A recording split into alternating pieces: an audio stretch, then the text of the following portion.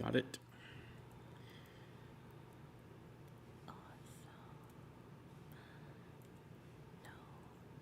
I would love if the stream just starts with Angie whispering, awesome. I'm sure we can persuade her to do that.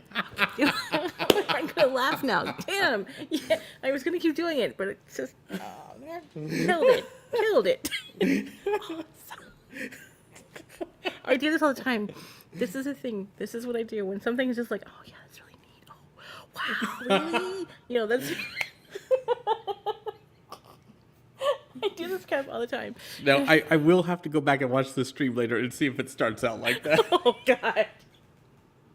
That would be But so see, funny. there was a funny thing where so here's a funny story. Maybe I should wait till later, I guess. You'll have to remind me when this is over. Okay, Yeah. you both have story time. Okay. So Michael is the first in chat saying, hi. Hi. Hiya. It's like H and a whole bunch of eyes. Hi. Wax on, wax off. Stand the floor. Alrighty. Up, down. And How- I bet Michael's like, oh God, what did I start? What did you people do? What did you guys do before? Here's my problem. This is I why we're always late. set myself up for like outtakes. I just like put myself right in the. Now that'll be a definite outtake. Awesome. Yeah, we're going to have to make that an outtake. Global Accessibility Day is awesome.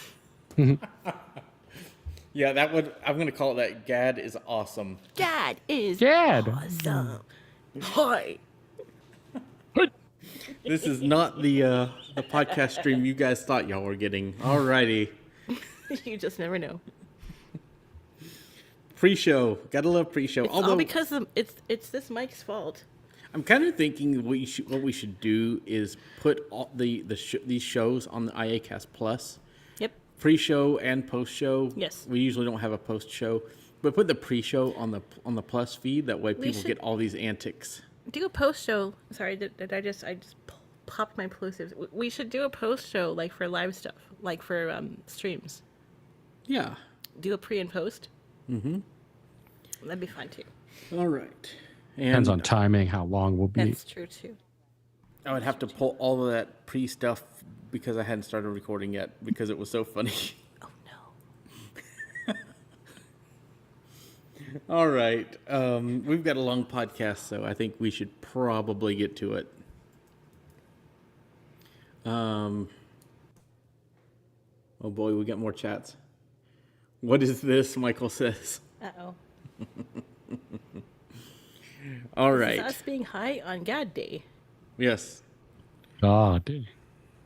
We are God day. just All right, y'all. about life. Y'all ready? Yes. Yeah. All right. 3, 2, 1. Hello, everyone, and welcome to another episode of the iACast and Happy Global Accessibility Awareness Day.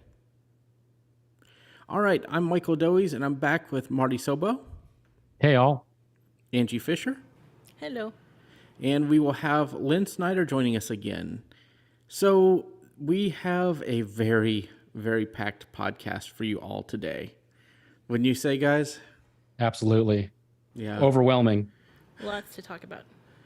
Lots to So much tech news has happened in the last week. You know, Week? Like 3 days, say. Yeah, exactly. But cover. it's Yeah, been a it'll week kinda since happen we. on Monday. Yeah, it's been a week since we really published a podcast. So you know, we measure it in a week, so we just have a lot going on. Yep. Next week, we'll have the release of Final Cut and Logic, and today, as we're recording this, we get new operating systems. Are you guys excited about those, or is it just kind of another OS? I feel like it's kind of the breath before the storm, that final thing before betas. It's kind of funny because we beta test, You know, we have this stuff all summer, and then when it goes live, it's like, oh yeah, you guys everybody gets it now, big deal. We've had it for Right. months. But, Right. And at this I'm ready point, for 17. I'm just ready for 17. So it's just Yeah, I I'm agree glad, with I'm glad Andrew. they're getting like security fixes and stuff. That's important. But other than that, yeah, voice over security fixes crashing are is still definitely happening. important, but I feel like at this point, it's 17, they're just kind of getting the last little bugs worked out in 16, maybe making a few little patches, adding a couple tiny little features that didn't make it in yet, but for the most part, they It was a bunch of I'm ready security for fixes this time, so you really should install it if you haven't. Right. yeah, But definitely. I'm definitely all eyes on 17 at this point, just full speed ahead. And we got a sneak peek at 17, and I think that's because we follow the accessibility. Yes, it was a segue. Because we follow accessibility because of our audience and who we are as people. We got to see some neat features coming in 17, and I'm really excited about these. The first one, and we're going to focus on more than just the vision aspects here, and I want to start with the assistive access, or what I like to call Windows 3.1 on iPhone. There you go. It looks like the grid that you would see in Windows 3.1's Windows. It's very simple. Yeah, Simplistic. very simple. Simple. Basically, you have apps that are huge buttons on the screen. You can even type with an emoji-only keyboard. So many different things are coming in with assistive access. And what are y'all's thoughts of this? It's ice-free shell for the iPhone. Yeah. Kind of, yeah. I think it's a good idea. I mean, a lot of people out there are coming to technology maybe Layers even in. when they don't want to, for example, let's say you're dealing with someone who has lost their vision or is losing their vision, and they weren't a techie person before and they didn't really care about technology, but now they have to care about the technology. So they have to learn about the technology as well as figure out how to use accessibility features. And sometimes that's really daunting, And so I feel like if there is a way to make it easier for people like that, then by all means, I think that's a good idea, I've taught a lot Definitely. of people who have like macular degeneration and are elderly, and they're losing their vision that way. And this would be perfect for them because they don't have to learn all the voiceover stuff if they don't want to. I'm not sure how this is. I think it would simplify that whole process a great deal, which is good for those types of people. One thing I'm really curious about too, we haven't really been able to play with anything because this is just kind of announcements they are making that are going to come in the iOS 17 at the end of the year. That'll come out. But when you turn it on, I wonder, can you customize the home screen or the main screen to have any icons that you want there, or do they would be only give awesome. you these 6 and that's all you have and you can't change it? I'm That's- really curious to see if you can customize it to any order and any apps you want to make it, simple, or however, like say, like somebody just wants the phone, text messages or messages in this case, And then lock and that in so that they can't. and like they email. can't- Yeah. Right. We're going to cut for just a second so we could let Lynn in. Okay.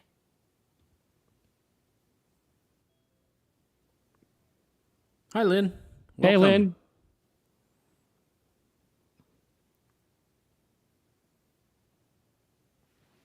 Hi, Lynn.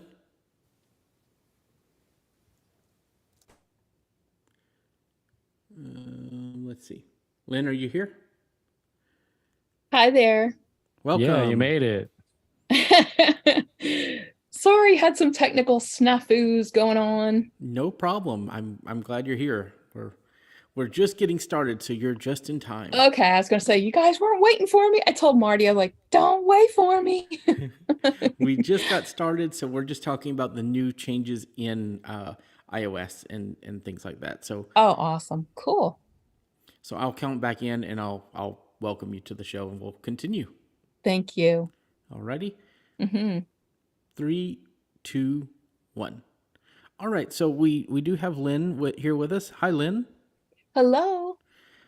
So welcome to this episode. We are just talking about the changes coming in iOS 17 with the new accessibility features, and this assistive access really has me interested. And like Marty just said, I'm very curious to see if we will get the ability to change the apps that are on those main screens. Like they showed several things, but what's very interesting to me is that they have this new thing where, calls will be a new app that will replace FaceTime and the phone app.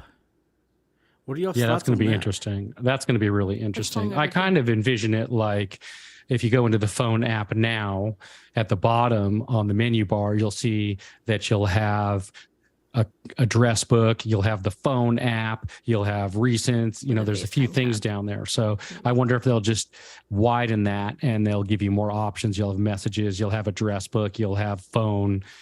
So, The only thing that I'm kind of worried about, and we have Michael in the comments saying this is about time. This will really help trainers.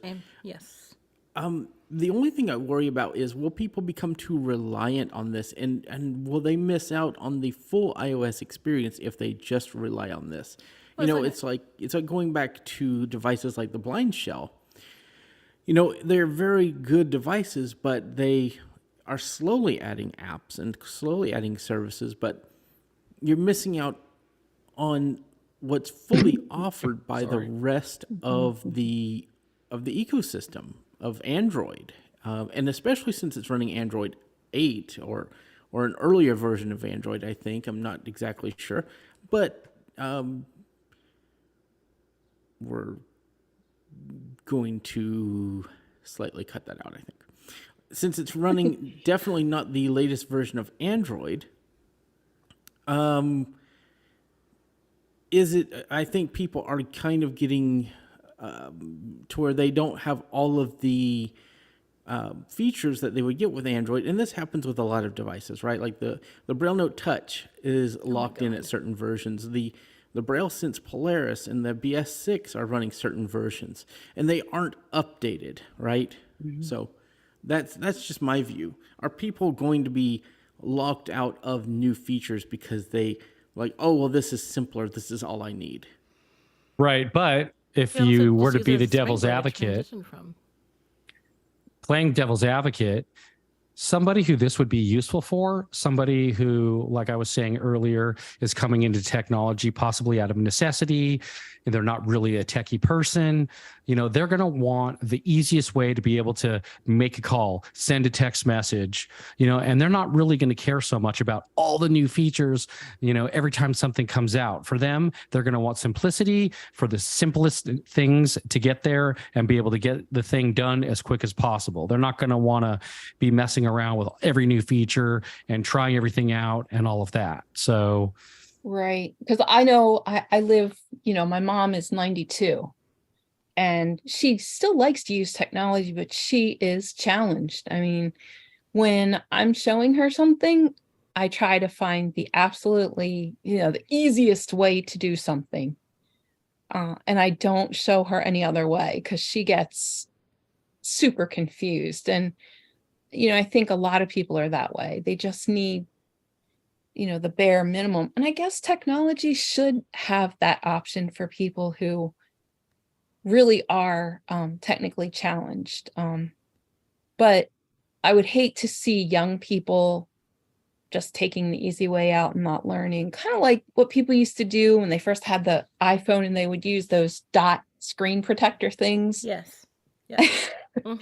And I always thought that was just not a great idea, because what you have to do with the iPhone is you have to try to remember where things are, just like you remember where things are in your house, or or just when you figure something out, then they move it all around on you. So Right. Here's another thing to think about. This would be really great if you can customize it for the person, so say, for example, you give them the phone, text messaging, the address book, right? Or maybe email, whatever things they absolutely need and nothing else. Yep. For somebody who has like memory issues, repetition is good without change. They need to just know how to do the same thing over and over and over again, because if they don't do that, they forget. Or if you change it all the time, or if there's too many steps, then it becomes an issue. Are they going to remember how to do all the things just to get a task done that can be done real simply if you just kind of put it right in front of them and only give those options? So, I mean, we'll have to see how it goes. Yeah, and it was also mentioned in chat that our YouTube chat's really hopping today, which is great. It also mentioned that the blind shell can be used for neuropathy or people that need a simpler interface, for actual button presses. So I think it just depends on the person, and that's the thing. When we had iPhone and Android, when these things first came out, we didn't have choice. We had two devices, or a few Androids and one iPhone at a time. So I think that we have so many options now that we really don't have to worry about what can everybody use the same device. And that's where this really is going to be useful, is if somebody can use a touchscreen but doesn't like the complex user interface, great. We have options. If they want a tactile button device, they have that. But I think one of the things that we just need to be cautious of, do people get complacent? Like, all right, I'm used to my assistive access. I don't want to learn any more of the iPhone. Or, I'm used to my blind shell. I don't want to maybe look at a new, an Android phone that has maybe a tactile keyboard, if one of those exists. Or I don't want to have an iPhone with a Bluetooth keyboard, an Android with a Bluetooth keyboard. That's just things that we have to really worry about as professionals that work with the blind. What is their limits, and what is, what we think that they can do? Because I think all of us work with people that are still learning to adjust to blindness and to disabilities in general. And I think this is just one of those areas where we just need to be understanding that some people will need this for long term, but not everybody will. And how do we gauge that need, right? Right. Yeah. Yeah. I never understood the concept of, like, some people approach technology or teaching technology as if, like, everyone's created equal and everyone should know this stuff immediately, and no two people learn this in the same way. Right. Exactly. Yeah. Totally. And those of us who are technically minded, Right. we can tend to be a little bit, I don't know what the word is that I want. You can be a lot more advanced with your instruction. Whereas, Yeah, but it's almost like it's like a sort of a technical snobbery. Snobbery is not the word, but elitism, technical elitism that sort of assumes that everybody should be Yes. able to do something because we can. I've actually seen other instructors do that, and it just Yeah. Well, and it's also one of those things that, a lot of curriculums at different, curriculi? Who knows? Curricula. Curricula. Yeah, one of those. All of them sound fun to say. Teach, like, a lot of places teach to one pattern, and yes. then That there's a doesn't lot always of work. there's bad connotations if people get offloaded from that pattern. And where I've taught, they did that, and I try to always make it be a plus. Like, hey, you're getting your tailored training, like training that is made for you, right? And because some people wouldn't be good at group classes, some people would. And it just depends on the person, what their needs are, and meet people where they're. But I think so many training centers, so many training facilities work towards employment only and not towards actually Just rehabilitation now. That's really where the problems are. They try to put everybody into a cookie cutter mold, and it doesn't always work. The objective becomes closed cases. It doesn't matter what, and you get people who come out of it going, I have no idea what I just learned. Right, exactly. You come back to the same people like months later, and they're like, what? Yeah. I've done it. Yeah, And when I- you teach I- them, you've got to teach them like one or two things, and then repetition. They got to practice over and over again, otherwise it but if doesn't you've got stick. people coming from, like, having never touched an iPhone. That's tough. Mm-hmm. And you only get like 80 hours, or a Right, limited number of hours exactly. with those people. And It's you hard, know- it's really hard to do because there's so much to cram in there. Yeah. Even And if I you know just teach them people- voiceover gestures, whereas this simplified interface is really going to help with that, I think. Yeah. Because I know people who are pretty smart people. I mean, I consider them pretty smart, Oh, sure. but they just cannot get the iPhone, the touch Mhm. screen. Tech Mhm. prowess I mean, has they something to do with try. it. People really, but they just, for some reason, it just does not work for them. And Well- I always describe it as learn to see with your your ears and your fingers, and getting people to transition from watching a screen and looking at it to taking in their information by that's a huge part of it right there. Yes. And there's But- also this stigma that people don't want to do something because they're scared they're going to break their phone or break their device or whatever the case is. And, they're not going to, but this is the fear that they have. So And again, I they're think- scared to do anything because they're like, oh, no, I don't want to touch it because I'm going to break it, and Yeah. I don't want to try anything new because I'm going to break it, I don't know how you get rid of that fear, The assistive interface or the assistive that might help as well. The one thing that I think, and we need to move on because we've spent one small little aspect of all of our news, and It's we're just one spending a lot of aspect. time. The biggest thing that I think that we need to really conquer as people, as blind people, as disabled people, is one concept that is hardest for everybody to conquer, and that's problem solving, critical thinking. A lot of people just do not have the creative bandwidth to think about how to solve a problem. Any problem has a solution, else it would not be a problem, right? So Right. there's a solution to every problem that you have. And so I think when we think about it in those terms, how do we solve a customer or a client's problem of not being able to use their devices? There's always a solution. We may not want to teach to that solution, but there's a solution. And I think that's the thing that we always need to look at, whether we're learning a new thing, whether we are losing our vision, any of those, or losing the ability to feel. All of those things are important. So problem solving and critical thinking skills are really important, especially in a digital age of technology. yep. I haven't thought about that much a lot, have I? No, not at all. And then there's the idea of frustration tolerance, which I Mhm. have just dealt with a few minutes ago with my Mac, Mhm. trying to do something simple that I just could not make happen. And it was like, I told Marty, I said, I'm at my wit's end. Having But- overload. Yeah, Yeah. finally Walks I away from figured it. it out. But Oh, you should see That's me one of when those things that sometimes you just have to like take a breath, turn around, walk away, you do. and then come back, and then all of a sudden it's easy peasy. Yeah. You should see me whenever I'm writing computer code. I have what I call code rage. Mm-hmm. It should do this one thing. Why? Okay, I'll go for a walk and come back and And it's it like, usually okay, works. that exactly worked the way it should. All right. Maybe get a beverage. Right. Water. I Dr. Pepper. That is the thing. That is my thing. For me, it would be coffee. Coffee. Beverage picks on the iACast. Here we are. There you go, guys. The coffees. Coffee bar. Yep. Yep. The iACast coffee bar, which I will not partake in. All right. I've never cared for coffee. So we've gotten several other, things as well. And this one's really interesting to me.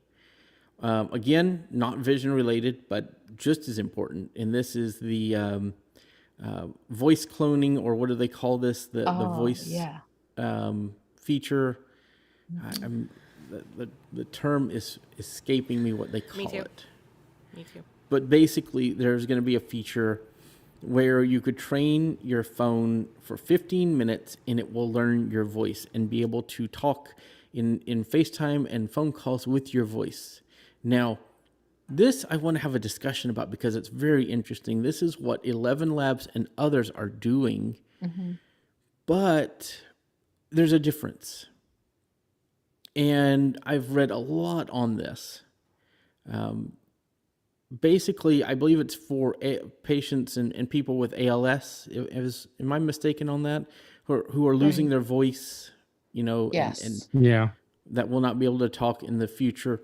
They can teach it their voice, and so they'll never, their loved ones and people will be able to hear their voices.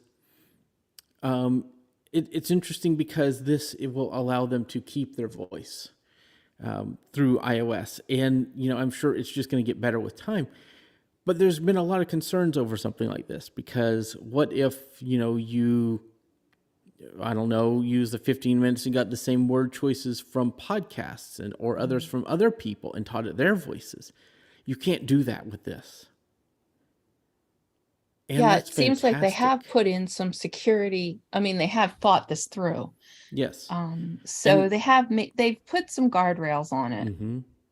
Um, So basically, the 15-minute training that you do is different per person, Mm. which I think is incredible. Like Yeah. the text that you have to read back to it is different per individual. And that way it can't be copied or trained. It's all random. I think that's just Nice. amazing. Amazing. That is very You cool. know, Absolutely. I think that is really incredible. And then apps will actually have a permission that they have to add to their app. If you're an app developer, there's an info plist file. You have to put all your permissions that your app will use. This will be one of them. So you have to ask for permissions to gain the voice ability, and that's the ability to use the voice. That does not include the data, folks. That is the important thing here. Not at no point does the voice data get used in other apps. And I think that's incredibly smart. Yep. Something kind of interesting also is, let's say that you have a loved one, maybe a parent or something that is going to be around for much longer. You could sort of have them train a device, and then at some point you could, after they were gone, you could kind of get a reminder of how they sound and all that, Yeah.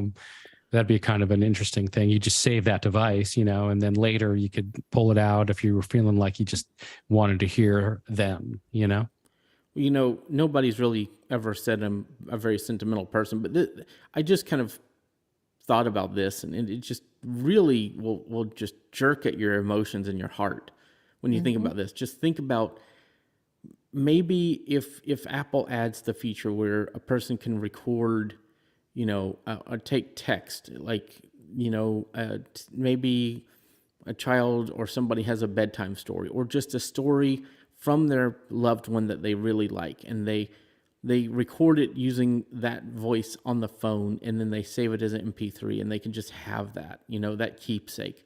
That's powerful. That's important. That is Yeah. super intense. And That's like immortalizing the person who is no longer with us. Yep. And that's just, if you think about that, one of the biggest things is Google is now announcing they're going to be deleting old Gmail accounts. And I'm not segueing off of Apple, but I wanted to throw this kind of piece of news in here. And just think about that. If they're deleting old Gmail accounts, what does that mean for YouTube content and other things that after people pass away? Think about that. All that content is just going to go by the wayside. But if somebody can have a device that has that person's voice and the likeness on that device, we're really looking at the future here, guys. I think we're looking at the ability for, somebody to live on in the person's memories using their device after they've passed. And I think, you could keep creating new memories because you can just record new stories or new things, Now, that voice model. what's creepy is that if that person does pass on and you do have their device and you make calls with it, now that's the creepy end of the spectrum. Yeah. But at the same time, there's so much room for good that could come of this that just goes beyond just what they had planned. That it's incredible. You know, it would be a really good idea. You know how you're talking about they're going to start deleting Gmail accounts after, if you haven't been logged in for a period of time. I think 2 years is what they said. If you haven't logged into an account in 2 years, but if they start doing this on YouTube as well, it would be really cool for them to implement something in the settings somewhere that if anything were to ever happen to the person, or the person did pass away or whatever, before they were to completely just delete everything, give, as long as it was all set up in the settings in a private way, where if something did happen, there would be a person that could be the alternate administrative person. And before do that already. YouTube was going to do like a big delete of all of their stuff, that they could do a data dump and send that person's account of YouTube videos to this administrative person if they so choose, you know. You can transfer ownership of a YouTube channel between accounts and set that up, you know, but you almost have to do that like a will. Like you almost have to set that up before, And you there's a know, lot of change red tape involved, I ownership. think.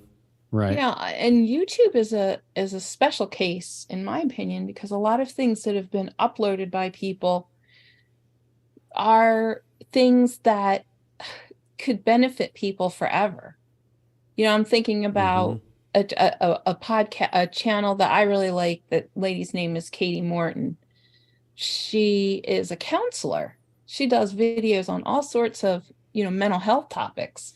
And I imagine that her videos would be useful to people throughout time, because it's, you know, wisdom that can apply whether it's now or 100 years from now. So I think it would be a shame to just throw the baby out with the bathwater, as the saying is, you know.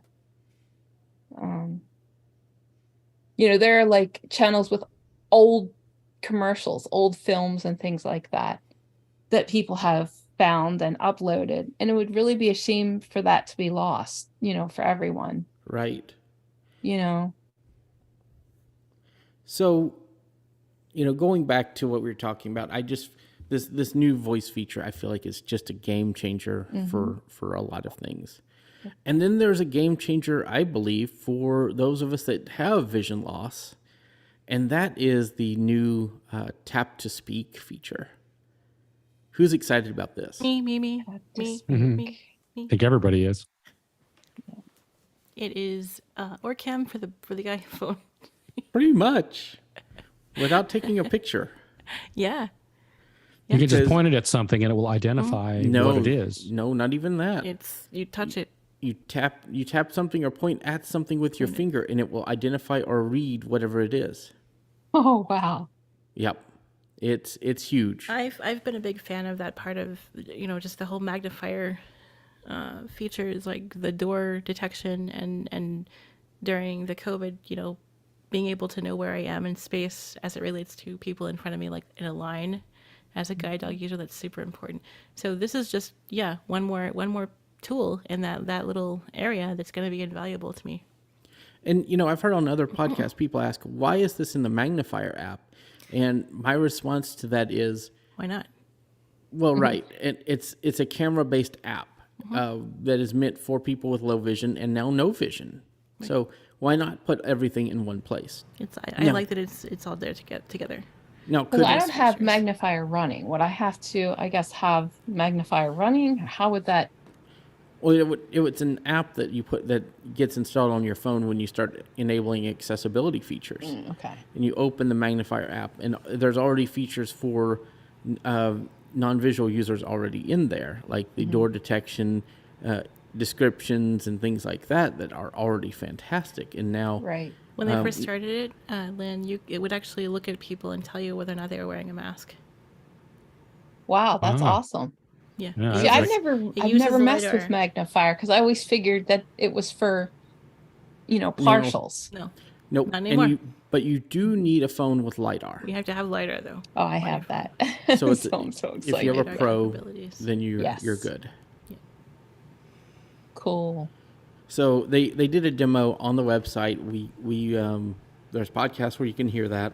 Oh, yeah, it's awesome. And I'm just a huge fan of that. So Is it possible to drop that in here?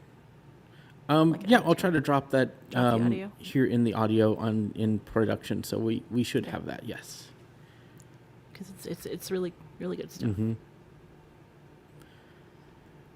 You know, one thing I did wish they would do is audio describe. Like, is the microwave like text, that or would does it be- have images, or what does it have? So, They were actually talking Microwave about or your a microwave stove? last night. Washing machine. That's like a true smart microwave, not just something you The dial. use. The old school dial. Yeah, I'll have to go back and listen to it. Yeah, because I think, you know, a lot when we talk about like the smart microwaves and the smart appliances, and the problem is that a lot of them have, you know, their own apps. I had a scale that had its own app.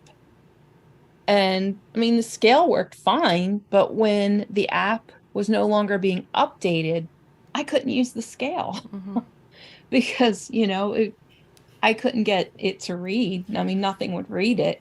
mm-hmm. And even the ones like the microwaves with Lady A, you know, that's great as long as you have Lady A. But, you know, if for some reason Amazon decided to discontinue that, look at all these folks that are going to have these smart appliances that are not going to work, or they're not going to be able to be used anymore because they don't for have example, the the technology. Instant Pot I think still works with A Lady, Mm-hmm. but I think they're not selling that Instant Pot anymore, and the No. app doesn't That work. was the Wi-Fi, I think, wasn't it? There was a Bluetooth and a Wi-Fi version. I don't know if the Wi-Fi is still available, but I know the Bluetooth isn't. I don't think either of them I are don't anymore. think they are. Yeah. No. So that's smart just one another and the example, you know. Yep. So that's, you know, those are some big changes for accessibility. Do you guys have any other mentions that I think there's a few You more. can speed up Siri now. I You're was gonna be just able gonna speed say up that. Siri. Yeah, you can make Siri speak faster. That And is now fantastic. I think that people will love it, and I think people will hate this. And the people who will love it are people who just like to have things sped up. They know how to use That's their me. devices and all of that. But the people who hate it are those people who, you know, they don't know exactly what they hit. And all of a sudden, something's speaking really fast and they can't Really understand fast. it. Oh my Yeah. gosh, You how do I probably slow have to this tell it down? to speed You up, know? so I don't think Yeah, you have to tell it to You have to speed tell up, it to or speed up. probably change it in the settings under Siri. that's Well, true. hopefully it's not one of those things they have like on a rotor where you accidentally hit it all the time and No, your Siri because- is so fast No. that you can't understand it. Now, Yeah. they may add it to some voiceover rotor action thing, but it'll most likely be in settings, or you'll have to tell her to speak faster, kind of like A Lady. I was in my eye doctor's office. I have prostheses, so I go to Me it's too. called an ocularist. And we were talking about the iPhone, and I showed him. He said, "You know, how do you use an iPhone?" And I showed him VoiceOver. We turned it on in his phone. Well, we got talking and busy, and I forgot Oh no. to turn it off. And so I get a phone call at like 8 o'clock at night. And he's like, "Lynn, how do you turn this voiceover off?" It was pretty funny, but yeah, I mean, so I went through how to get it off, and he's like, his phone was rendered essentially unusable by him because, Right. you know, so that was pretty funny, but And that happens a lot. Like, you know, people just don't know how to use certain things, and, you know, it doesn't occur to them. I could just say turn off voiceover to Siri, and that would do it, you know. I would love to see Siri improved. I feel like Siri has so much potential, but Siri needs a good dose of it ChatGPT. really, Just I don't know. I feel like they haven't been really giving it much love in No, terms they of, have not. and I don't understand that. There's been a lot of issues in iOS 16 with Siri that haven't gotten resolved. So I really hope that's something they're concentrating on to Right. get all the Siri issues resolved in 17. Well, the problem with Siri, a lot of it happens in the cloud. So as much as we would like, you know, Siri to be improved in 17, it won't be. They may roll out a cloud update to make it better for 17 users. That was amazing, and it's an outtake.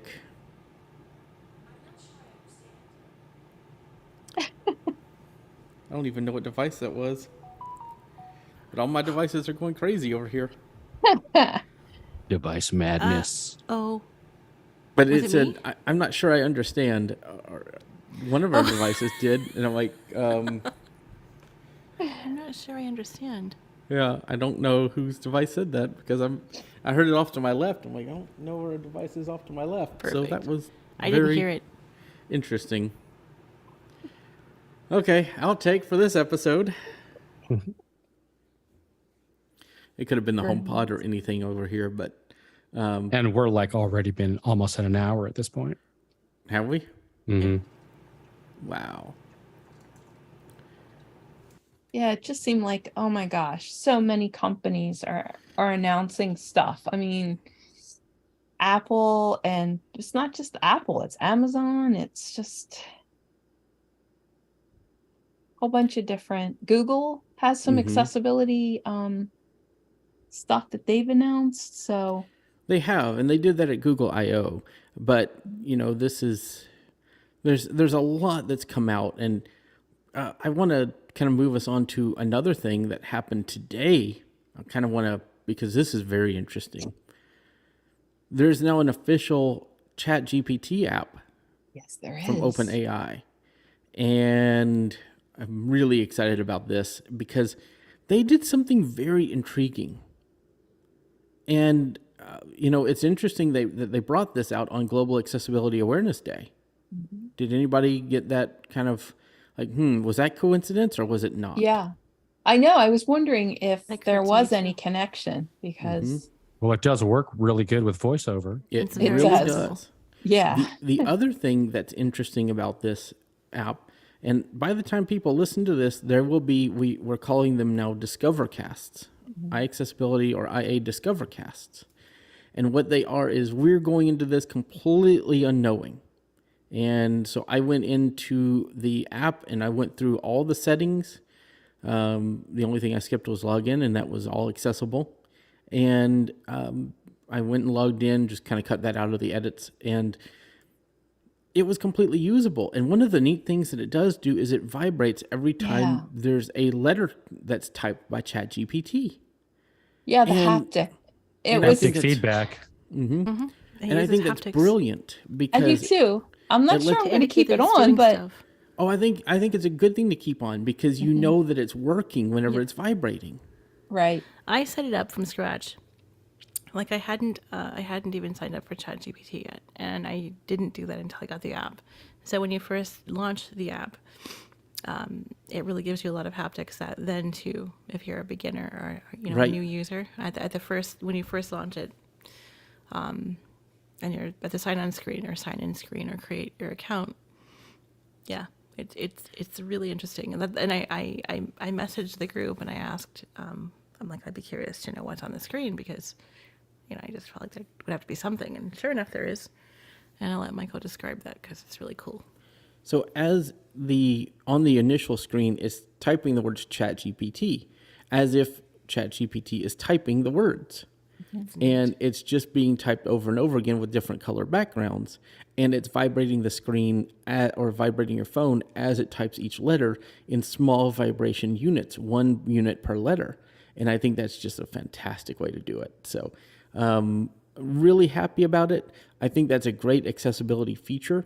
The other thing that I did see is as you, when you would get a message back, which how dare OpenAI not know what the iACast is since it was here since 2015. When you get a message back, it starts speaking the message once you get the full thing in back. That's really interesting. So you get So it vibrations. reads it like it would an iMessage or something.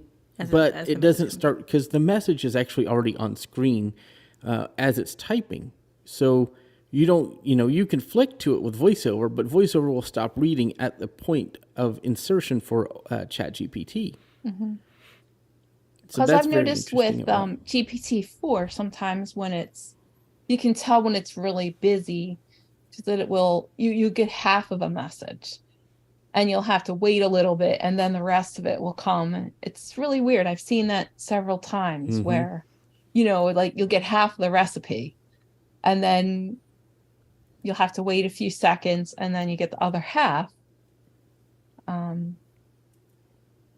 So in a case like that, the haptics would Let you know it's working. let you know that it's actually, Getting I data. guess. So I'm a huge fan of this app. I do not know if there's a specific iPad version yet. I was hoping to know by this episode, but I guess I could go do a quick search and it will tell me on the App I Store. think there is an iPad app. I thought I'm I saw not there mistaken. was too. Yeah. They released both. It was released for both iPhone and iPad. If you open it up in the App Store and you look at the description, it should say this app works on, and it'll tell you this device, iPad, whatever. And Well- have you checked out the there's a thing on there. I think it says something about talking or not dictate. Is it Yeah, dictation? there is a dictation button, but I am Right, and not sure. What it does, supposedly, I was looking at the frequently asked questions from the help menu because I was wondering what it does. Apparently, it records what you're saying and it sends it. It runs it through Whisper. That's fascinating. Yeah, I Yeah. actually did see that also, and I was wondering, I didn't get time to be able to really look at that, but I did see that, and I was wondering how that worked and Right. what that was all about. I mean, I couldn't imagine like why a blind person might want that because you could do the same thing with Siri, right? Yeah, but can you take any audio file and drop it in there, and it would do No. what Whisper does? Oh, You cannot do that in that app. so It's just to record your voice. It's a dictation button. okay. It said something about running something through Whisper. That I mean, I Well, saw if it you- in. Maybe if you dictate, it takes the audio from your dictation and it converts it into text so that Right, ChatGPT and can then it puts it understand. in. But I can't puts it figure in. out why you wouldn't just do that with Siri. I guess I don't Because understand. Siri does not have as good a quality as Whisper. Oh, okay.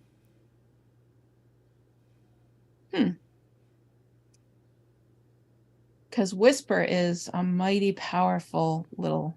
Okay, that's interesting. At the top of the App Store page, it says this app is only available on the App Store for iPhone. Oh, Interesting. well, there you go. So, very interesting app. And you can subscribe to ChatGPT Plus through the app, and it does use an in-app purchase through Apple. And like whenever I went to my subscription, it says you're subscribed through the web. Please go to the website to Yeah, manage that's this. what mine did. Yeah. So $20 a month. what's that? It's $20 a month $20. Yep, just Yeah. like on the web. for the subscription. And Apple's taking 30% of that. So, and going back to some recent news, Sam Altman, the person that runs OpenAI, or one of the founders and leads, was testifying at Congress about the need for Yesterday. regulation of Yeah. AI, and I Yeah. find that very interesting that a company building AI wants it regulated. So that's going to be interesting in so many ways, and we're still kind of developing a podcast to talk about those things. Yeah, on the- because that could be a minefield. Right, because you ask for regulation, you may get some or you may get too much.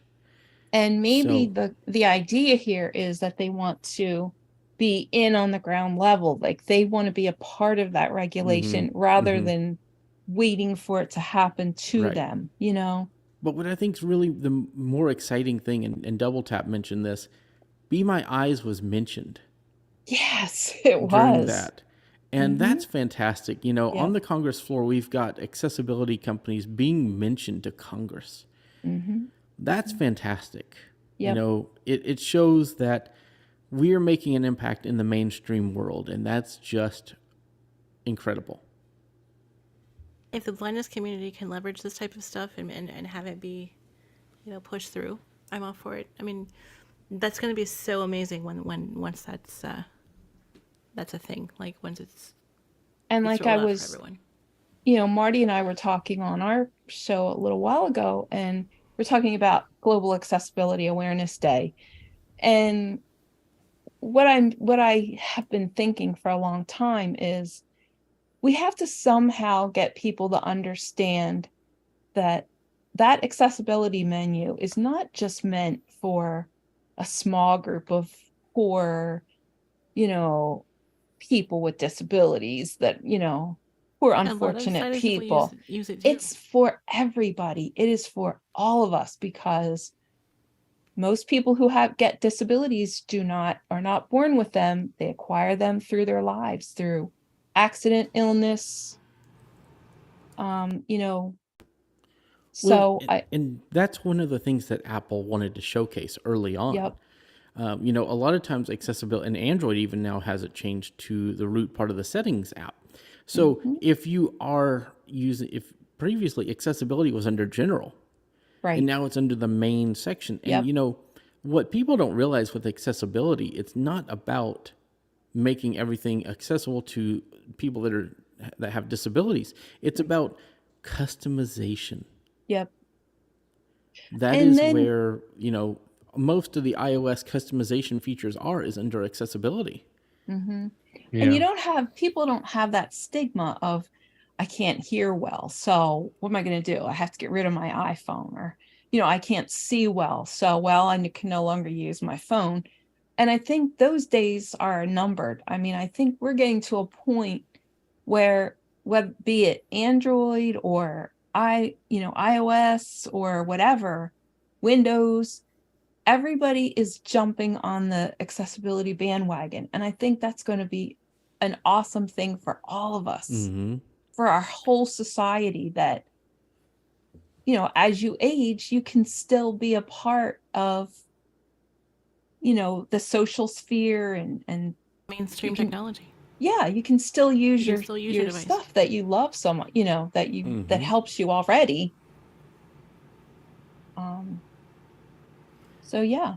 And going back to hearing related updates, MFI hearing aids now will work with Mac OS. Mac I think OS. that's Great. huge. That's amazing. Definitely. I hope they work That's better real big. than the AirPods do when switching between devices. Oh, well, AirPods switching between devices is a dumpster fire, in my opinion. It is. Yeah. Yes. I turn all of that off Me because too. I don't even mess with it. if I'm listening to music on my phone and any sound plays on my Mac, forget it. It's Switches. gone. Mm-hmm. Or my watch. How many times have you had that happen? That is so annoying. It's like, get off my watch. I want to read my book. Right. It's just like, and it does it when you don't want it to, and when you do want it to work, it's like, no. I just hang on don't to want your it to phone. work. Just stay with my phone. Yeah, exactly. But that's really amazing too, and I hope, well, like I said, I hope it works better than the AirPod switching does, because yeah. Let's stick with Apple, and they've released another new product this week. There's another thing. Speaking of hearing, Okay. the ASL shopper experience is coming to Canada as well. So you can Spread it around. The more places, the better. Yeah. Mm-hmm. That was another launch. And Anyway, Michael, as you were saying, they are now doing the Beats Buds Plus, I think they're called. And these are new earbuds from Beats, from Apple. Power Beats Pro or something like that, maybe. No, these are new ones. Yeah, these are not the Power Beats Pro. I think I saw Beats Buds Plus or something. Beats. They have Anyway, we got some new Beats buds. earbuds, Studio Buds. or Studio something, Buds yeah. Plus, I think is what they're Right. called. Okay. And they're new earbuds from Beats. I think they have the latest hardware, like the AirPods 3 and the AirPods Pro 2. Don't know much about them. I just don't buy Beats anymore. They don't fit my ears, so I just, if that's kind of your gig, then Beats are great. Right. But I've noticed they're usually too bass heavy for me. Just not my style. I usually wait for the AirPods. They have adjusted that a little bit. It's not so bass heavy. It's a little bit more of an all around, a good sounding earbud. Yeah, they did come in at a backed way much off on the lower bass. price. They're $169, and they do have ANC, and they do have transparency mode. The thing I found that was really interesting, and I guess this is the big difference really, is they don't put the same chip inside those as they do for the AirPods Pro 2, for example. So you don't get to switch them from device to device like the Apple AirPods would do. But in some cases, that might be good. Like for me, maybe I would have them connected to the computer, and then I wouldn't have to worry about things being hijacked all the time with voiceover issues and the earbuds being hijacked all over the place. So that might be a plus for some people. And the other thing is, I guess there's a workaround where if you do sign into your iCloud account and connect them on an iCloud signed in with your credentials device, then you can switch them around from device to device, from device to device with iCloud. So it's kind of interesting. It's a little bit different. I'm curious how that works, but Marty, that's how the AirPods work. Right, but there's no chip in these though, so you can't just flip the lid, I don't think, and open them up and have them connect. Yeah, there's a chip in them. And previous Beats have always had the or most of the previous Beats ever since Apple has made like the studio products and then the Power Beats Pro. They've all had the chips that the AirPods have. They just a lot of times they don't have the latest one. They don't have behind. Yeah, they're usually a generation behind, or they just don't have all of the features like ear detection or things like that goes along with like the AirPods. Oh, well, you can just edit that out then, so I don't sound like an idiot. Oh. It'll be on YouTube. Okay. I'll just go, "You're awesome." Yeah. Just Lynn, that was a joke. You'll have to watch the beginning of the YouTube because that was a joke before you got here. It was hilarious. We think Angie started the stream saying awesome. I don't even know what the hell I was looking at. So it was something I did. Where was I don't know. Who knows? okay. And how about the VR headset that has been just being talked about forever? Yeah. I really think that with this, well, okay, let's back up because that's another news item. They have found references to XROS in code officially. Mm-hmm. Which basically is a new operating system specifically for these eyewear, whatever you want to call. So we think it's pretty imminent. I think they're going to, my prediction is, and I could be wrong because Apple is going to be Apple and do what they want to do, but we might see another test kit like we saw with the M1 transition. We had that dark colored Mac Mini that developers got. I got one. I was very happy to get one. And play with it was basically an A12 iPad in a Mac Mini case running Mac OS. And it ran Mac OS really well. So I have a feeling we're going to get a transition kit or some kind of a XR starter kit. So we'll see. I had read an article. I want to say it was Mac Rumors, but it may not have been there. But they were saying that apparently, like the inside, scuttlebutt or whatever, is that Tim Cook wasn't really into it. Like he had some concerns about it. The execs had some concerns about how it was going, and they had to make compromises on the specs or whatever, and we're trying to get developers to make sure that there were enough apps to support it. They said it will be shown at WWDC, but it seems like there's not within Apple itself the enthusiasm for it, or Well, the reason is the reason is that the tech is not ready. We Right. don't have the tech for Apple to build what they would like to build. But the industry is saying this is the future. You must go here. Mm. And so Apple's like, well, we'll go here. We're just not happy about it. I know, I like, I think, guess, like artificial intelligence, right? Everybody has to do artificial intelligence now, that but because that's what everybody's doing. I think that AI is more realistic of a Hmm. path for Apple to go down than a headset. But the truth of the matter is with Apple, Apple is a hardware company first, a software company second. Mhm. And that's one thing we need to keep in mind when we talk about Apple, folks, is Apple is hardware first, software second. They make the best software, right? But they make the best software to go with the best hardware. The presentation of the software is just as important as the hardware, but if you notice, no Apple software runs off of Apple hardware unless you do some extreme things that you probably shouldn't be doing with Apple software.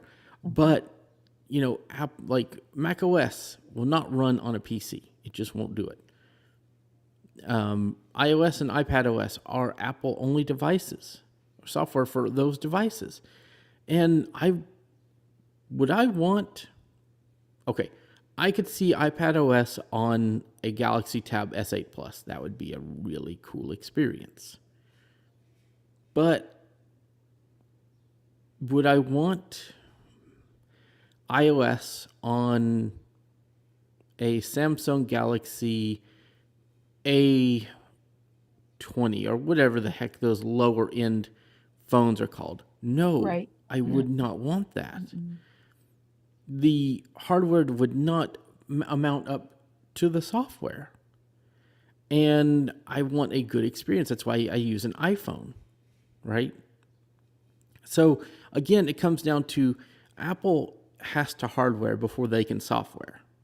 And I think that's why we're not seeing the AI, because they're too busy keeping up with their hardware demands or Right. trying to get people to buy new hardware, because that's where they make their money. Hmm.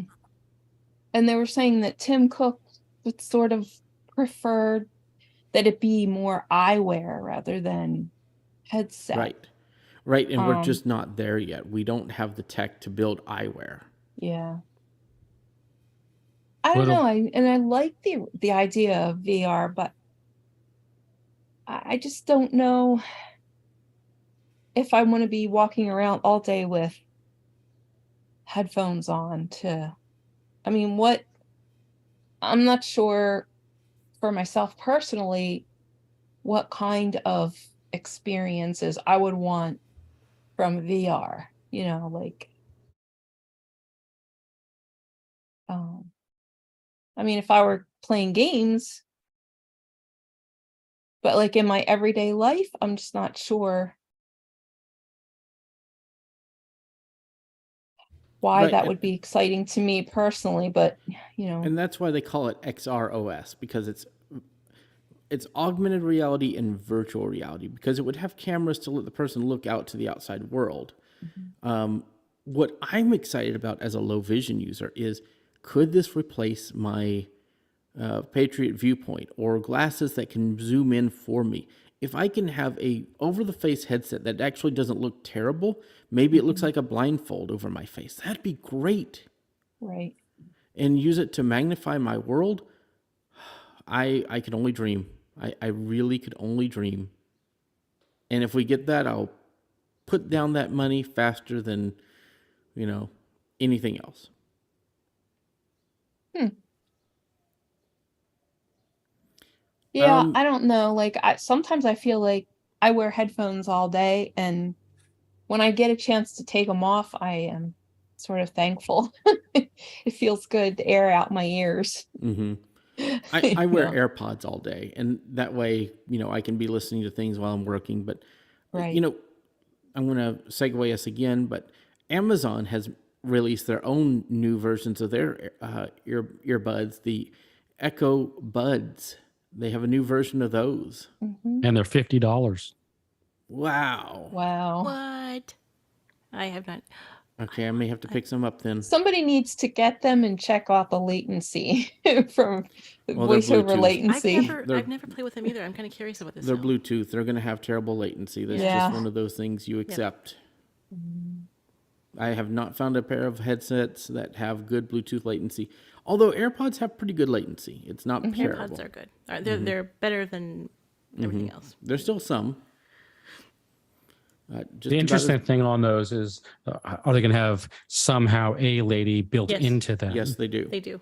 They already do. The previous model did. Yeah, she's featured front and center. She's very much there. Mm-hmm. Oh yeah. Interesting. And then, moving away from headphones again, we have a new Echo device that comes in under the price of the Echo Dot called the Echo Pop. And it's half the size, I think, is a Dot. Mm-hmm. And then they also announced a brand new 8 show. That's the one with a display, the smallest one with the 8-inch display. And they announced a new one of those. Well, I also saw that Right. there's one with a 5-inch display. I think that was the new Hang one on they a came out second. with. Oh, really? A 5-inch display? Mm-hmm. Wow. Echo 5 is what I saw. Oh. So that was interesting. That's Interesting. pretty small, right? Mm-hmm. And it looks like all these things will come out on the 31st. Go to Best Buy and have a play. But what I think is, I want to go back to the dot, the pop. The pop. So many names. They used to Purple have the pop. tap. So it was the tap, the dot, and the pop. How many 3-letter names can you name your devices? And it used to Sounds be like a pocket Rice click, and now Krispies it's a box. ball. Right? Yeah, the tap dot pop. And they discontinued the tap, and it was a fantastic little Bluetooth speaker. Wasn't it? Oh yeah, It was super cute. yeah. It was a Yeah. great speaker. It would be interesting to know what Amazon has in mind for these devices, because they were originally designed because they wanted to actually use them. They wanted people to go to shop on them. They wanted to make money from them. And there was, I had heard that's- some talk that they were really in a quandary. They were trying to figure out what to do with that line of Yes. products, because it wasn't living up to its. A-Lady was costing them so much money Yeah. per year to maintain. But what I think that they're really pushing now, instead of shopping, is books, audio, Right. Yes. Amazon Music, Amazon podcasts, services. All their Yeah, all their services, you know. services, yeah. and that's where they're really trying to make the money now. Which is what everybody else is doing. Everybody wants you in their ecosystem. In their ecosystem. Right. Totally. But Amazon's doing something different, because they actually say they have, and I bet you that Spotify and Apple Music and others are paying them a fee or an amount to have their services on the Echo devices, because they, when you look at these devices on their websites now, they have branding for all of these services next to Amazon's own services. You can also put the Echo on your Sonos speakers if you want to. Mm-hmm. That's a thing too. The only So- big difference is that Amazon doesn't have their own phone. They tried that, didn't really work too good for them. With the others, they have their phones, which really helps a lot get people into the ecosystem, because it all kind of comes together on, the phone or the tablet kind of a thing. See, everybody thinks that they need to have a phone, and I think that's just a bad idea. So, I think How's that, the Fire tablet working for you? well, the Fire tablets are actually fantastic, because I think voice view is great. Although one of the neatest things on the Echo devices, and I wonder how much bandwidth this takes to run, one of my neatest favorite things is having A-Lady read your Kindle books. I've always I enjoyed love that too. Oh man, Yeah. that is awesome. Okay, That's now one of my I've favorite got a things. question. I've got a challenge for somebody to try. Pay for a month of the Samuel L. Jackson voice And on read. A-Lady, Yes. and have him read a Kindle book, Oh my goodness. and let me know how it goes. There's probably a lot of added words, I would think. I'm assuming you did this. No, I'm genuinely curious. Like, Okay. how would that go? I'm curious too now. I'm gonna do it. I'm gonna do it. I think it's only start that. $1, right? I'm gonna do it. This is gonna be funny. This I'm is going just- to happen. Okay, I'm trying to imagine Samuel L. Jackson reading The Lord of the Rings or something. Something, Oh, Oh wow. wow. or like a romance novel. That could go south real Oh quick. my god. I know, right? You will get this humor on no other podcast. Or folks. Jane Austen, or like the classics. Oh yeah, I'll find something. That's my books are my wheelhouse, so I'll find something totally just Oh, wow. obscure That is- for it to read. Wouldn't it be This is gonna cool if funny. you could somehow have like your friend's voice to read your email, or I don't know that I'd want that. I don't know. I mean, like, or your own voice. No, No, hate I don't. my I don't voice. like the sound of my own voice. No, I don't either. I don't know. I think it would be cool to just see what it would be like. When I first got this mic, I was like, okay, I'm gonna be hearing myself a lot more. And I was at first I was just like, oh god, I don't know. And then I was like, yeah, get used to it, because that's just what's gonna happen.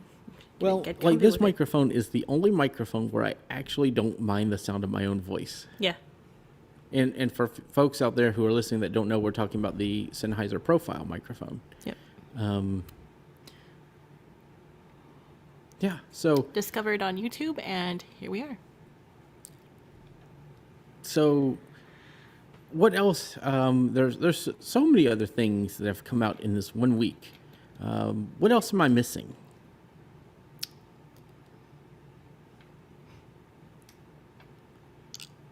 Well, we know Twitter has made a few announcements I Oh, don't think we've geez, talked yeah.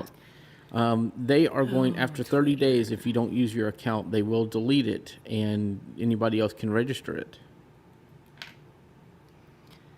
You know, these little rules and stipulations just, Now they do have a new CEO.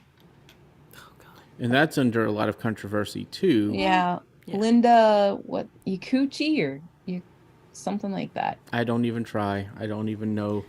Yeah. She apparently, I'm trying to think where she originally came from. She has a lot of marketing experience. I've heard at one point she was at NBC. That's right. Yeah, NBC Universal, right. So, I mean, she has her hands full. Mm-hmm. Whatever she gets paid, she deserves it, because that is a talk about a dumpster fire. Well, she deserves it Oh if my she God. makes good decisions. Hang on right? a second. Sorry about that, And guys. Twitter has not exactly had very many of those lately. So it just depends, and I think it's interesting as we see more, and I think we're going to need to have a full social media discussion, because I think that's going to be very important. Like, where do people go? Should they look at Mastodon? Should they look at eventually Blue Sky? Should they look at all these different things? So I think we're going to need to do an updated. We've done episodes on social media before, but I think we need to do a new one. Yeah. Going over Because the options. It would seem to me that, as Twitter's sort of like this untamed thing that, but if you want to get more advertisers on board, Ms. Yakuchi, or whatever her name is, really going to have it's going to have to make changes to make advertisers more comfortable, because right now, if it's not my pillow, it's. Yeah, we're going to have to see a lot from Twitter for it to come back up from where it is. And, I think most of the blindness community has moved over to Mastodon. So that's very, interesting and very telling as well. Yep. Right. And we don't know what's going to happen with the one that's, I always forget the name of it, but Blue Sky? yeah. Well, It'll be interesting to see what happens with that. like I've mentioned, the founder and funding, the person that funds a lot of it, Jack Dorsey, actually has said Blue Sky's main server is a temporary measure to see if this works. They want to make it federated like Mastodon, but Okay, my question is, why do we need Another another right. another Mastodon? We already have a great one, Yeah. Well, I guess that there are technical challenges for people to get signed up and get on Mastodon. There would be the same ones with Blue Sky because Okay. again, if it's a federated system, there would not be a main server either. So Okay. all of the same challenges and roadblocks would be there. And Mastodon, I guess that's kind of the next thing to talk about. Mastodon is now under pressure or Mastodon.social, the main server, is now under a lot of pressure because they are sending out so much spam from their server. I'm an admin of 3 servers. I've had to give it some thought of, should I limit posts from Mastodon.social. I have not made a decision on that, but it's like, at what point do we say, we need to really think about this, Right. Right. And isn't that the default, like when you sign up with certain apps, Mastodon apps, that is the default server? Yes. Mm-hmm. And that's really the unfortunate thing, because people don't understand about instances. They, that if people have to change instances, that's going to be, for some people, it's going to be a barrier. So yeah, that's a tough one. It's hard to say. They said something that really made a big impact to me on a podcast. I don't remember which one, but they said that Mastodon, when you look at a username, think of an email. Originally people were like, well, where should I sign up for my email address? Google, Hotmail, MSN. It's the same thing. Where do you go and sign up for Mastodon? It's just like email. What is the difference? What is a difference between a Mastodon username and an email address? There's none. Right. But I guess if you're just an average person, how would you know which instance to pick? I, being a member of the blind community, I knew that there were admins like you that had, but that did have servers that were set up, I guess, with a blindness focus. Right. Say. But technically, email service providers have rules too. Right. We don't think about that because, email is email. Right. But technically, they have rules too. And technically, if you go against those rules and if they find that you're using email for harm or for different things, they can shut down your email as well. Mm-hmm. So I just, and you could go to an instance and say, what are the rules here? Mastodon offered a list of instances that you could look at and say, okay, I like this one. I'll pick here. I like that, name.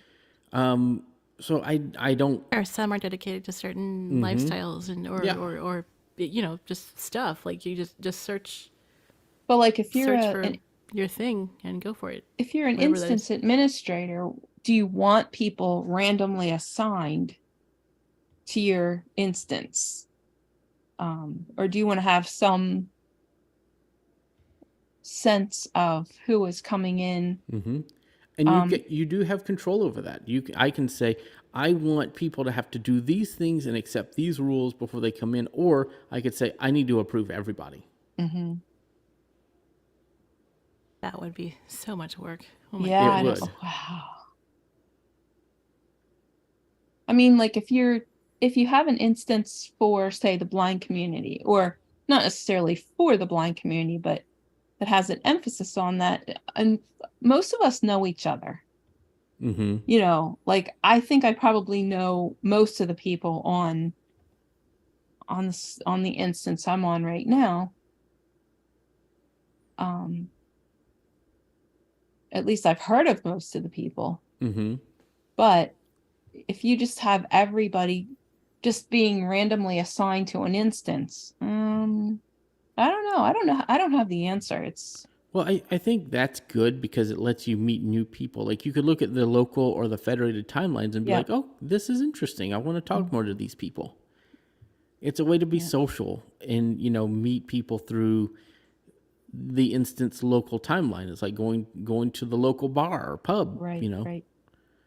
So Yeah, there's so many ways of looking at it that, you know, it could be a lot simpler. Again, it comes back to problem solving, you know. Yeah.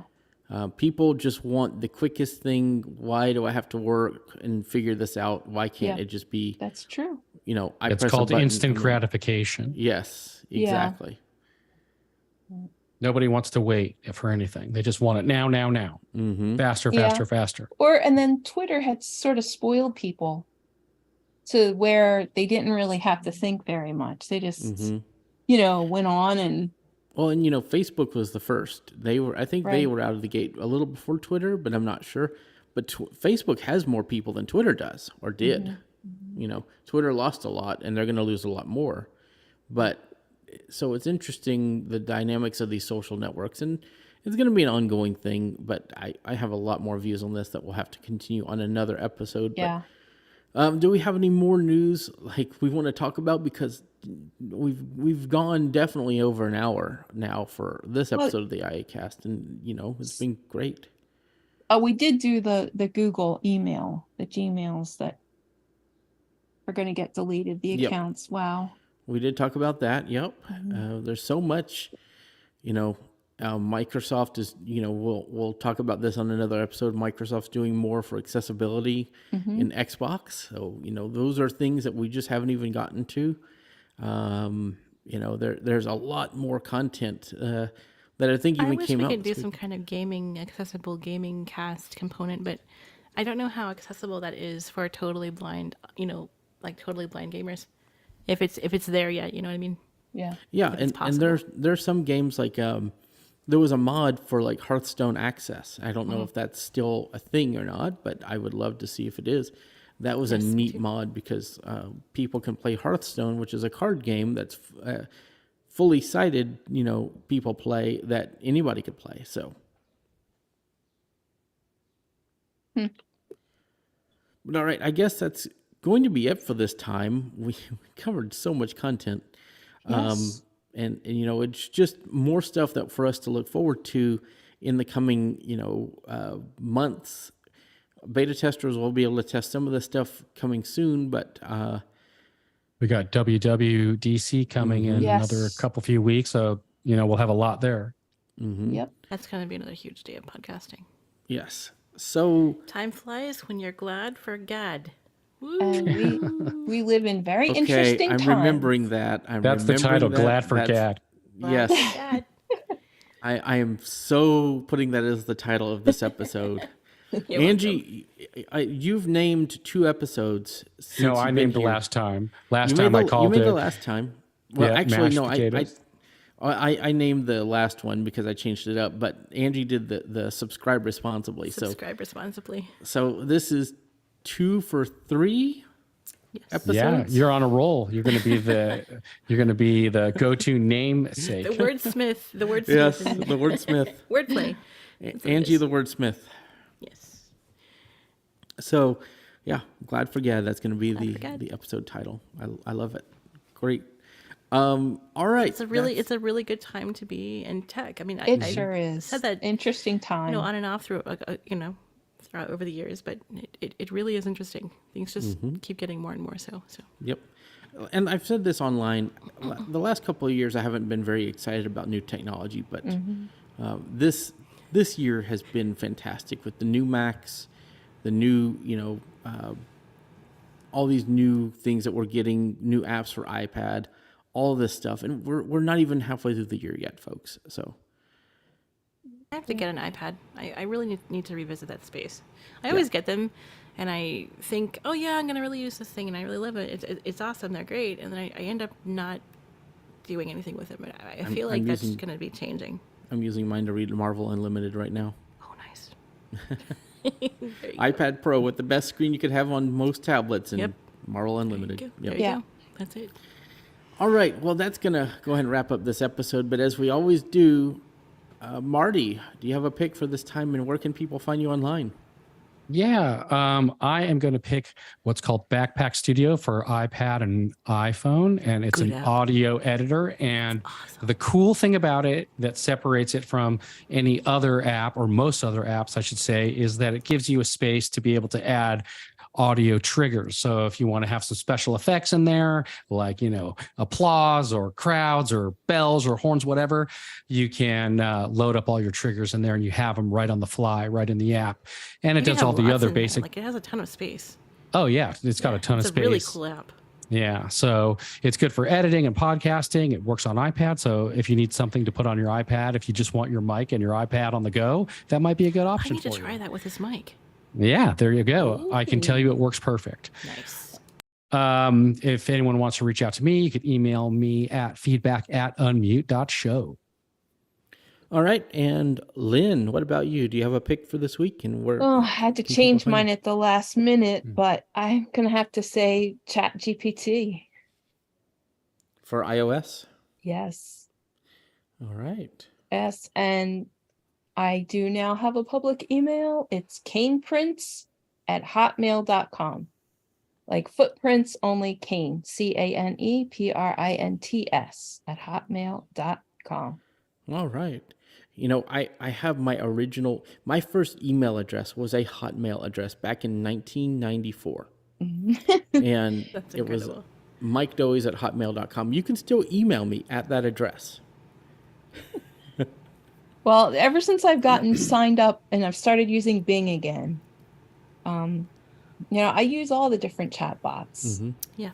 And And- really any Hotmail goes to outlook.com as well. Yeah, So that's right. There you go. Hotmail was back in when Hotmail started, it was a web page with blue on one side and white on the other. And it was just such a novel thing back in 1994. Yeah, I still have an AOL account too, but I You've guess. got mail. I used to use Juno of all things, guys. Oh, wow. Oh Oh, wow, Juno. I never did Juno, but yeah. It had a neat client. Mhm. And then did you use Alta Vista? I did did, use Alta yes. Vista, sure. Mm-hmm. Or Eudora. Eudora, Eudora, I didn't use that one absolutely. much, but Oh my yeah. gosh, we're aging ourselves here. know, I know. History So- of email clients. So speaking of all these things, Angie, do you have a pick? My Sennheiser profile mic is my pick. I love this mic. It is USB-C to USB-C. I have these, I believe it's called the streaming edition. It has a boom arm instead of the desktop stand that Michael's does. So it basically has the boom arm, and it's attached to that. And then it also comes with a really long USB-C to USB-C cable. I think it's 10 foot of cable. Yeah, I love it. It's great. It's nice to just be hands-free and be able to record and set it and forget it kind of thing. So, and you can find me online as usual at Tech Enthusiast at dragonscave.space. That's my Mastodon ID. All right. And Now you, Michael, you have a pick, and would you like to tell us where people can find you? I'm trying. I had my pick and I totally forgot it. Oh no. Shoot, I had it and I totally lost it. Let's see. There has to be something that I have around here that's tech. That Look around, find it. Oh, I know what I'm going to pick. 3, 2, 1. So my pick this time is going to be Spotify. I know it's not a new thing, but I've recently gotten back into it, and I love finding new music through Spotify. Ooh, and cool. They have some really good algorithms, like based on what you like, to say we think you might like this thing too, and I Nice. really like And that. it- And go ahead. you actually like it? Like their picks are good, Oh yeah, solid. That's amazing. I compared to Apple Music. Yeah. I mean, I love my Apple Music because it's built into every iPhone. There are times that when it chooses something for me, I'm like, where did you get that? Spotify also has a feature that I really like, and it's crossfading. Yeah. So I can set it to like 3 to 5 seconds. 3 seconds still a little short, I'm finding, because there's a lot of gaps between songs. If you set that thing to 5 seconds, it just rolls into the next song like it's natural, almost like it's a mix, and it's just fantastic. Nice. You can't do that in Apple Music. You can do it on Apple Music on the Mac, believe it or not, but you cannot do it on the phone or iPad.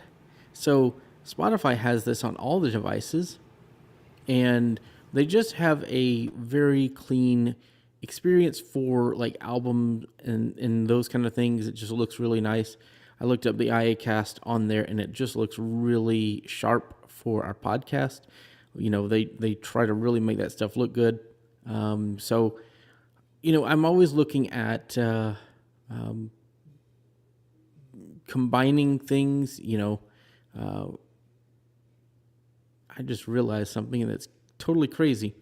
We had a main discussion that we told people we'd talk about this time, that we were going to talk about streaming services today.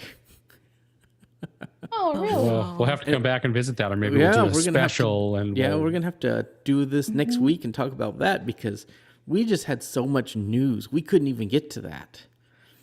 And it made me think about that because of Spotify. And, you know, there's a lot of news coming out about streaming services, but wow, this has been such a packed episode. But Yeah. Spotify has been great for me lately. And, you know, I have Sirius XM radio, and I like that because, you know, you hear from the DJs and things like that. But you hear the same songs over and over and over again, and they change them occasionally, but it's not like a always changing deal. I could always look for new music on Spotify, and I already have Apple Music and Spotify. Do I want a third music service? And I don't know that I do, you know. Right. So that's kind of my thoughts there. I mean, I love the Sirius XM experience. I like the DJs. I like the interactiveness. So, you know, it's one of those things that you look at all your subscriptions and you say, what do I really need? And you make a decision. So we'll talk about that next week. But as for where people can find me online, you can find me at Mike Doey's on Twitter. You can email me at mikedoeys@icloud.com. You can find me on Mastodon at mikedoeys@techopolis.social. And you can find me all over the web. And don't forget, email feedback at iacast.net if you have any thoughts or want to comment on the podcast. And we'll have this up by this weekend. And it's been a great episode of news. So I hope everybody's enjoyed it. I want to thank Marty, Lynn, and Angie for being here again. You guys are becoming regulars now because it's been 3 or 4 weeks that we've had the same group. So Yep. this has been excellent. So we'll be back next week with another episode. And I want to thank everybody for being here. And you guys have any final thoughts before we end it? Nope. No, I hope everybody has an accessible day and a nice weekend. Yep. Have a good one. See Have ya. a good one, everyone. Thank you all for being here. Bye bye.